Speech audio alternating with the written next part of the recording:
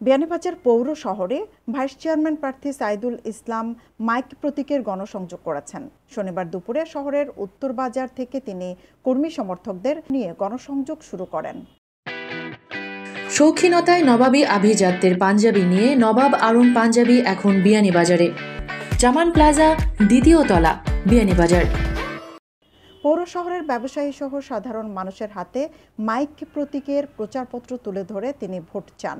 গণসংযোগকালে mic প্রতীকের vice chairman প্রার্থী সাইদুল ইসলাম উপজেলাবাসীর সহযোগিতা, সমর্থন ও ভোট প্রার্থনা করে বলেন, আমি বিয়ানীবাজার উপজেলার প্রতিটি গ্রামে গণসংযোগ করেছি, প্রতিটি গ্রামের উঠান বৈঠক করেছি এবং আমি দেখেছি মানুষ আমার মাইক মার্কা নিয়ে অত্যন্ত উৎসাহী। মাইক মার্কা একটি গণজোয়ার সৃষ্টি হয়েছে।